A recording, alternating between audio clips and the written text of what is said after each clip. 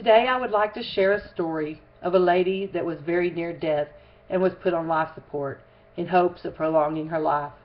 She spent 3 weeks on a ventilator, and during those 3 weeks she suffered organ failure and diminished brain functioning.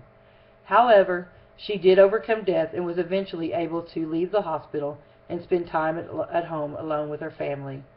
Sadly, the time spent with her family was much different than the life she had lived before.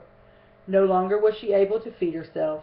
No longer was she able to carry on full conversations with her loved ones, and she wasn't even able to use the bathroom in privacy. I would like to discuss the topic of euthanasia. This lady's story helps us focus on a few main points that are arguable regarding euthanasia.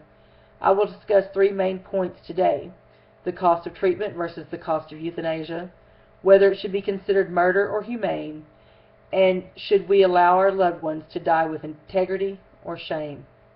Here are a few facts regarding the cost of euthanasia. An important factor many people often forget is the cost of treatment involved with caring for terminally ill patients. It can be argued that all money spent is well worth the life of a loved one. A recent article from listfirst.com discusses the end-of-life care. It states that the care of a single individual at the end of their life costs around $39,000. Medicare only pays a small portion of this, and more often than not, family members are left with insurmountable debt. Loved ones do not want to be a financial burden to their family. Next, some believe that euthanasia should be considered murder. Rather than calling it murder, I believe it is a much more humane option than allowing our loved ones to waste away with little to no quality of life. The lady I mentioned earlier lost all quality of life after doctors saved her. Not being able to converse with friends and family due to the diminished brain functioning took its toll on her emotional well-being. She did not enjoy her last days.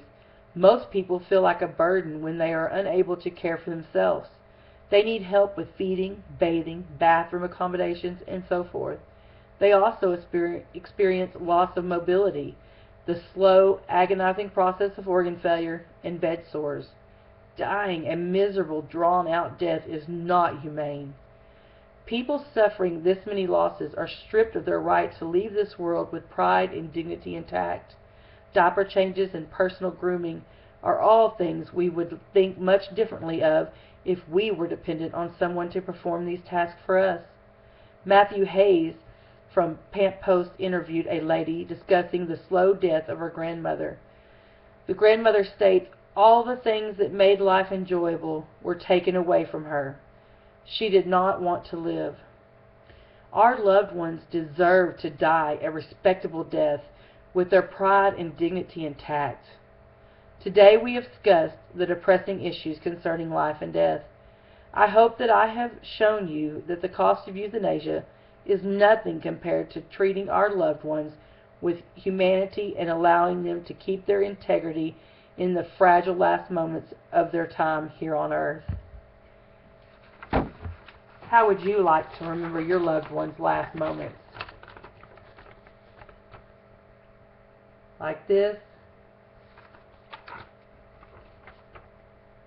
Or like this? To me, the point is clear. Thank you.